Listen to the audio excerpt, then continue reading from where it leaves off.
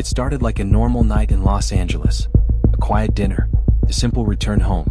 But before midnight, everything changed. A crime so brutal, a case so famous, that it divided an entire country. What really happened the night Nicole Brown Simpson died? And why do so many people still question the truth? This is the story behind one of the most shocking cases in American history. It was June 12, 1994 in Los Angeles. The weather was calm, nothing unusual, just another Sunday evening in a quiet neighborhood. Nicole Brown Simpson had just finished dinner with her family at a restaurant called Mezzaluna. It was a simple outing.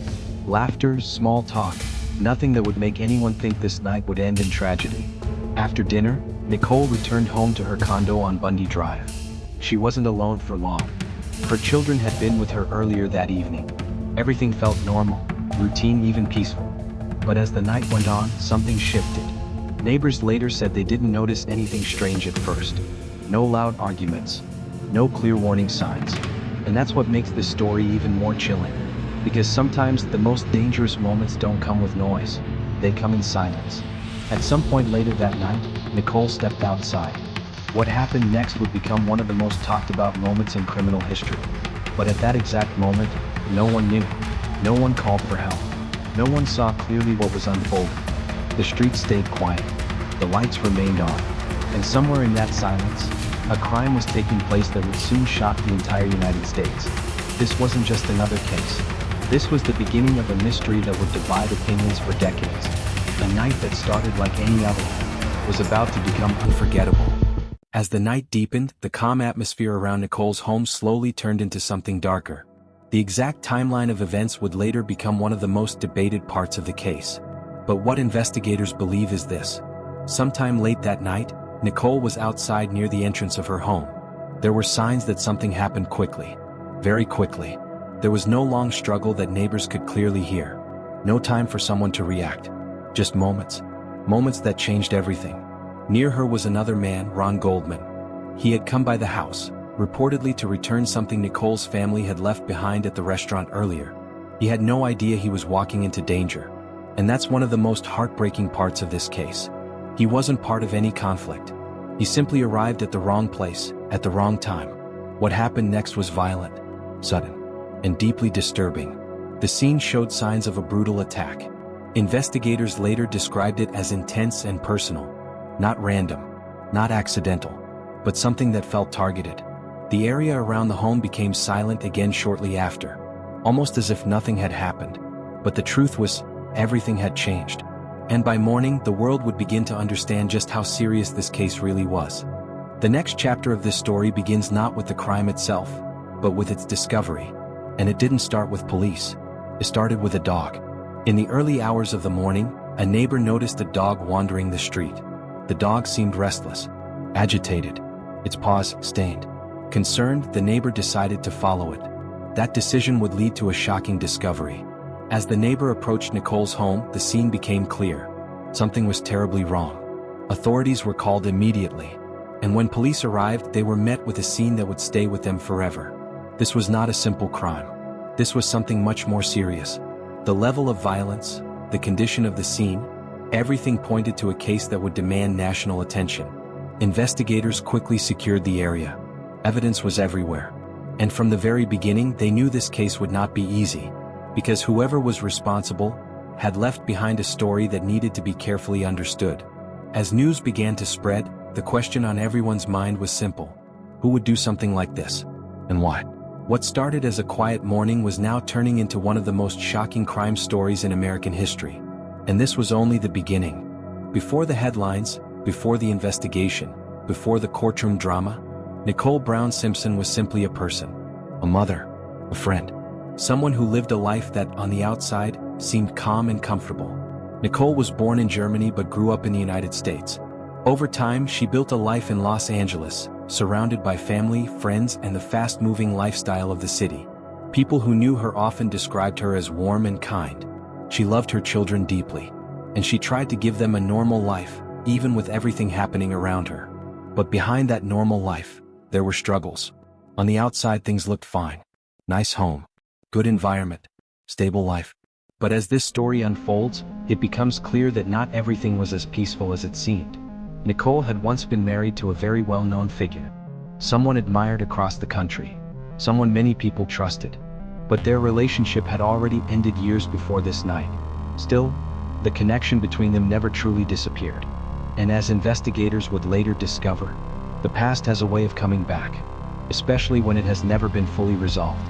Nicole was not just a name in a case.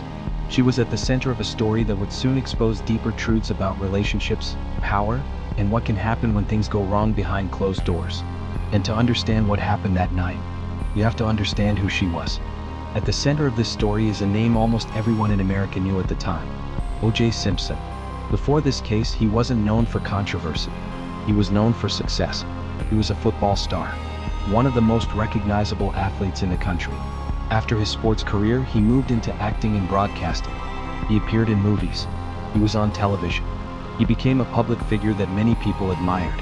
To millions of fans, he represented achievement, confidence, and success.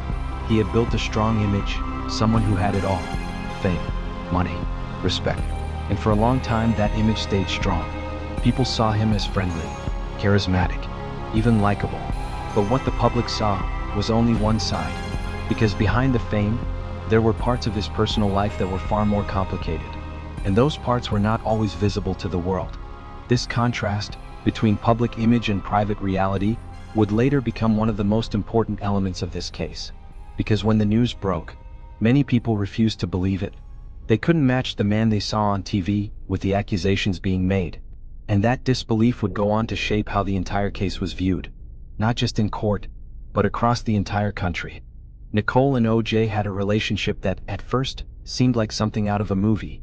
They met when Nicole was young. He was already famous. Their connection grew quickly, and soon they were seen as a powerful couple. From the outside, it looked like a perfect life. Public appearances, happy moments, a growing family. But over time, things began to change. The relationship became strained. Arguments became more frequent, and eventually they separated. By the early 1990s, their marriage had ended. But ending a relationship doesn't always mean ending its impact. There were still interactions, still connections, still unresolved emotions. And according to reports from that time, there had been previous incidents that suggested the relationship was not always peaceful. These moments didn't always make headlines, but they were part of a larger picture. A picture that investigators would later revisit carefully. Because when something tragic happens, the past often becomes the first place people look. What kind of relationship did they have? Were there warning signs? Was there tension that had never truly gone away? These were the questions that slowly began to surface. And as more details came out, the story became more complex, more personal, and more troubling. Because sometimes what happens behind closed doors is very different from what the world sees. Once the crime scene was discovered, investigators moved quickly. They knew from the beginning this was not a random incident. There were clear signs that the victims had been specifically targeted. So the first step was simple. Who would have a reason? Detectives began looking into Nicole's personal life, her recent activities, her connections. And very quickly, one name stood out: O.J. Simpson. Not because of fame, but because of proximity and history. Police knew about the past relationship. They knew about the divorce. And they were aware of previous reports involving conflict between the two. That alone didn't prove anything, but it made him someone they needed to speak with. At first, the situation was still developing. Investigators were gathering facts, reviewing evidence, trying to build a timeline. But as more details came in, attention started to shift, because certain pieces of evidence raised serious questions. Questions that couldn't be ignored. And as the investigation continued, what began as routine questioning was slowly turning into something much bigger. The focus of the case was narrowing, and the pressure was building, not just for the police, but for the entire country watching closely. Because now this wasn't just a crime story, it was becoming a national event, and everyone wanted answers. As investigators continued examining the crime scene, they began to uncover evidence that would shape the entire case. This was not just about what happened, it was about what was left behind. There were physical signs that told a story, traces that suggested movement, a sequence of events, and possibly a connection to someone specific. Investigators carefully documented everything. Nothing was rushed. Every detail mattered. Because in a case like this, even the smallest clue can change everything. There were items found at the scene that raised serious questions. Items that didn't seem random. Items that felt connected. And when those pieces were analyzed further, they pointed in a direction that investigators could not ignore. At the same time, attention turned to O.J. Simpson. Police wanted to speak with him. They wanted to understand his movements that night, where he was, what he was doing. But something unusual happened. Instead of a quick and simple conversation, the situation became complicated. And the more complicated it became, the more attention it received. Because now the case wasn't just about evidence. It was about behavior, actions, and the way events were unfolding in real time. And what happened next would turn this investigation into something the entire country would watch. What happened next was something no one expected.